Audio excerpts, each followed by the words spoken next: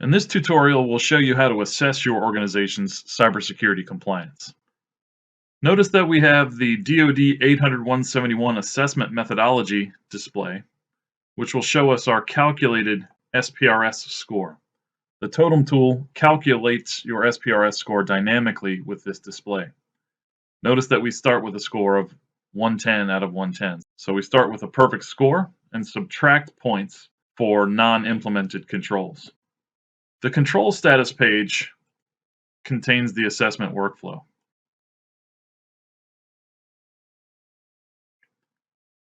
You'll end up assessing your organization's compliance with all of the controls. Note that when your organization is first created in the tool, none of the controls have yet been assessed. So you see the not yet assessed in the status column. Note that you cannot assess at the overall control level. You actually have to expand the control and assess the organization's implementation of each of the associated organization actions, or what NIST calls the assessment objectives. So let's take a look at a relatively simple control here. Under the access control family, there's a requirement to limit unsuccessful logon attempts. If we expand this control, we'll see that we have two organizational actions, or what NIST calls assessment objectives. And you need to assess the organization's execution of each of these associated actions. So the first action is the means of limiting unsuccessful logon attempts is defined. So we need to define how we are going to limit unsuccessful logon attempts. And then we need, as an organization, to have implemented that defined means. Under the status column, you'll see not yet assessed, but there's a drop down here for compliant, non-compliant, and not applicable. Ultimately, the goal is to have all of these actions compliant, to have the organization have implemented or executed all of these actions. In order to take credit for full implementation, so in order to take credit for compliance, you need to ensure that the organization does the action, that the organization has described how it does the action in the implementation details, the sum total of all of the text contained in the implementation details fields is your system security plan. So you need to affirm that the organization actually does the action and have some description of how it does the action, and also be able to provide proof, what we call compelling evidence, that the organization does that action. Once you can affirm those three things, you can mark the action compliant. If not, you'll need to mark it non-compliant. There may be a very few actions that are truly not applicable for your organization, and you could choose the not applicable option as well. Identifying an organization action as not applicable doesn't save you any work, though. You'll still have to, in the implementation details field, describe why the action is truly not applicable for your organization, and you'll need to prove that it's not applicable when it comes time for an assessment anyway. Now you'll notice, marking one of the organizational actions does not change the overall control status. For there to be an overall control compliance status, you'll need to have addressed all of the organizational actions under that control. And as part of this assessment methodology, a single non-compliant action under any control rolls up and makes the overall control non-compliant. In other words, you have to have all of the individual actions for a control compliant before the overall control is compliant.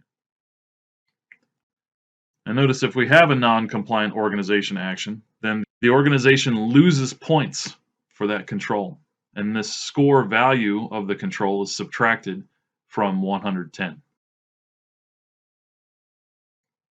So we have a score of -1 indicated here for this control. And if we go back to our dashboard, we'll see that our overall score reflects that subtraction.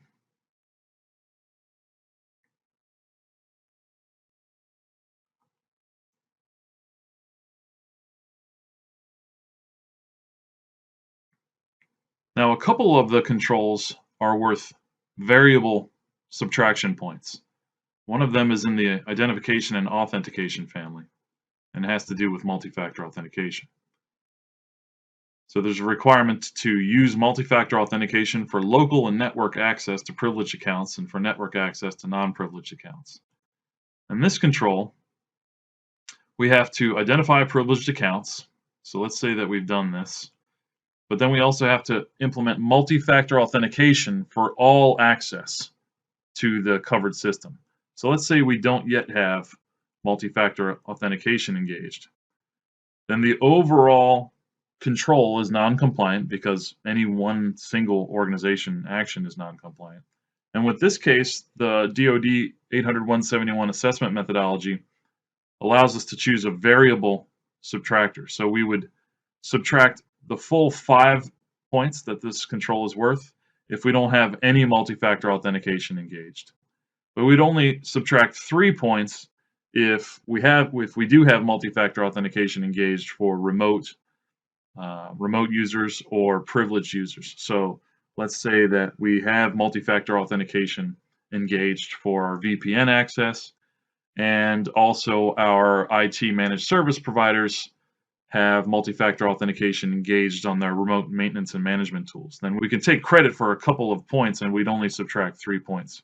So if we click OK, you'll notice that there's a custom score generated here, value of 3 points. And we can click on that field and bring this selection modal back up.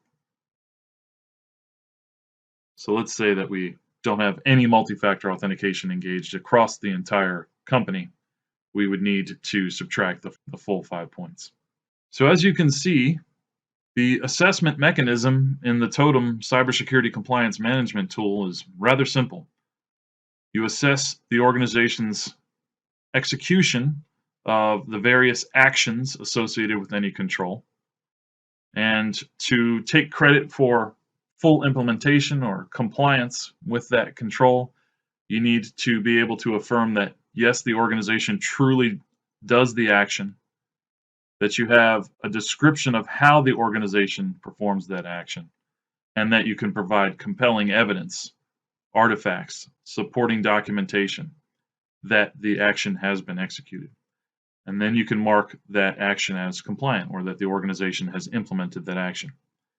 And any non-compliant organization actions under a control roll up. So in order to take full credit for the implementation of the control, you need to have all of the organization actions marked compliant. Otherwise, in the DoD assessment methodology, you'll subtract points, you'll subtract a value from the overall score of 110. On the dashboard, you can see a high-level summary of the overall status of assessment. So the gray area here tells us that we have 108 controls not yet assessed, and we've assessed 2 of our controls and found our organization non-compliant with those controls. The ultimate goal will be to assess the organization against all of the controls in the given control framework.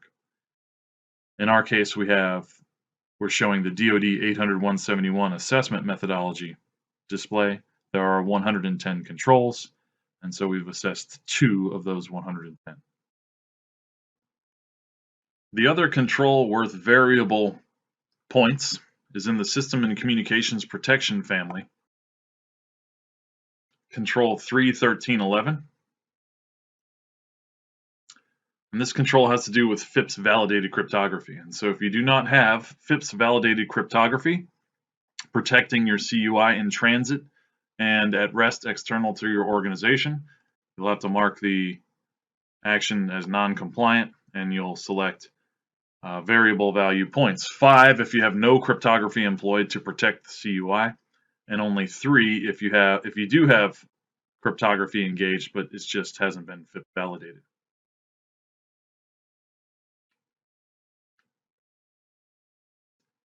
Also notice that in the security assessment family, there's a requirement that the organization has a system security plan. 3.12.4. If the system security plan has not been developed, then you'll notice the score value for this control is 110 points. This is in accordance with the DoD 800-171 assessment methodologies instructions that if there is no system security plan for the organization, essentially an assessment cannot be performed. But to facilitate you continuing with a self-assessment, we just assume that the value for this control is 110. And so by not having the SSP in place, you essentially start from 0 in the SPRS score.